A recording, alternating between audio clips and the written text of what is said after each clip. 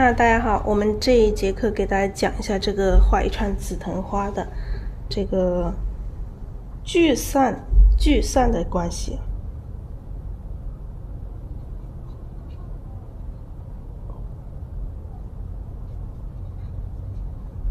聚散的关系，那我们可以先随意的画一些作为一个示范。那我们在画这个花的时候，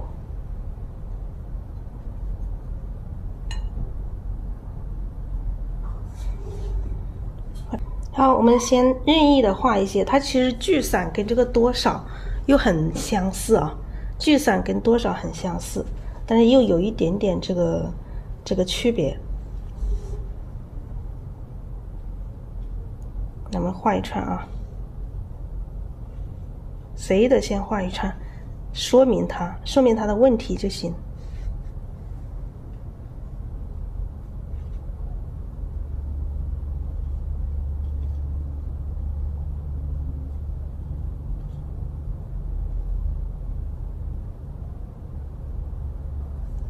那这一串，这个随便画几笔，这个用这个来说明这个聚散的这种关系。你看哪里是聚？你看这一块这么多这个花瓣全部聚在一起啊，那这个就是聚了。然后散呢？散呢？你看这个它是散落在这里，这里就是散。然后其实这边你是究竟说是聚还是散呢？如果说你说它这一小块的话，那它就也是聚。那你把它这两块放在一块说的话，它跟这个对比的话，跟这一串对比的话，那它就是一个散。它的聚散你是要跟它要看是跟谁比啊，去跟谁做对比，明白吗？如果它这一组的话，那把这一组拿跟这一组对比的话，那肯定这边也是聚，这里也是散，是吧？看它是跟谁对比啊。就是这个是一个灵活的一个东西，它不是一个死板的，就不是说就是我们在讲这一串花里面它有聚散，就在我们一个画面画也有聚散，而且在一个画面上这个聚散你要看它这哪一组和哪一组对比。好，我们再来画多一点来说明它，好不好？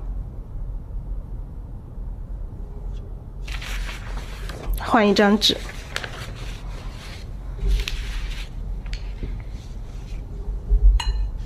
聚散和这个多少是很相似、很类似的。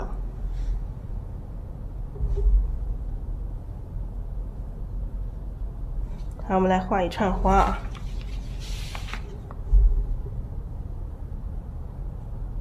先画下面的这个小花苞。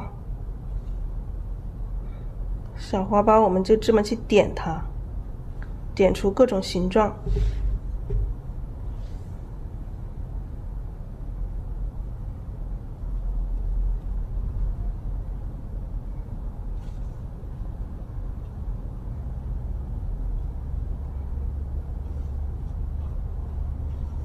就是画紫藤，它是比较，就你要掌握它的关系，掌握它的大关系，画的时候就更好画。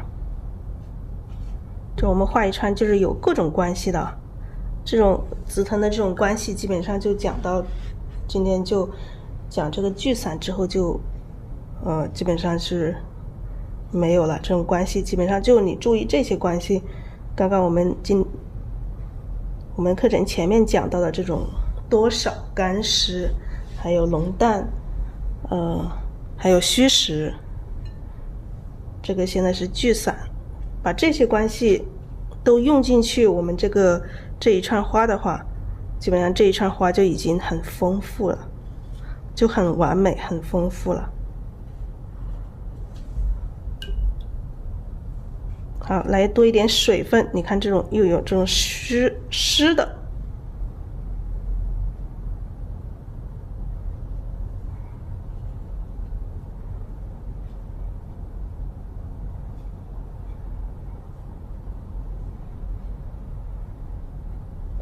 好，这一串下来，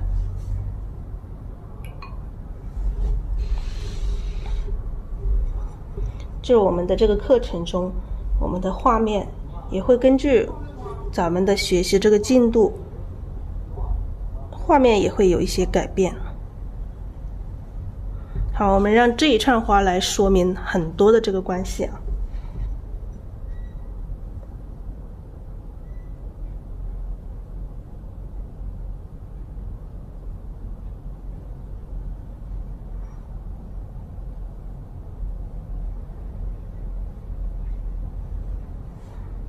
好，这个花柄还是要画。花柄，你看这个花柄又有这个疏密关系，这边多，这边少，这边密，这边疏，你看到处都是关系啊。我们画画的时候，就是在画这个关系，加上一些小花托。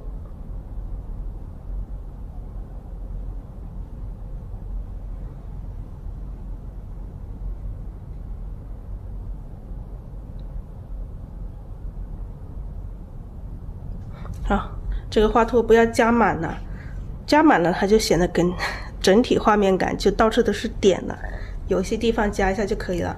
看这一串花，这一串花的这种聚散的这种关系啊，聚，你看如果说上面的这一部分跟下面这一部分比的话，那这里是聚，这里是散。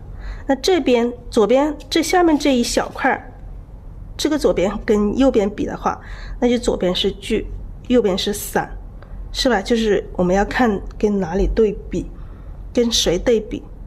还有这个紫藤，这一串紫藤上也有这个浓淡的，这下面是浓的，上面是淡的。然后呢，干湿也有，下面这一些有一些很干的，是干的，然后有一些这种水分特别多的，它就是湿的。有聚散，也有干湿，也有虚实。你看下面这一部分是实的，上面这里是虚的。这个就是一串花里面这些所有的关系都要有，它才会更加成立，更加好看。还有这种多少也有哈。你看这里是你这个地方对比的话，这里就是多，这里就是少。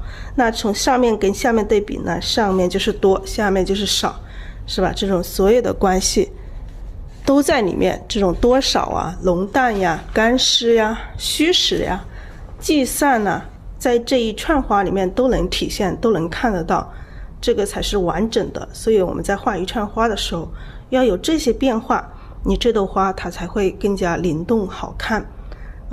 我们这几节课就是专门针对我们一些家人画的这个花来着重的去把它这个花提出来给大家讲一下，希望大家以后画得越来越好。这个期待看到下一次更加优秀的作业。好，大家一起画起来。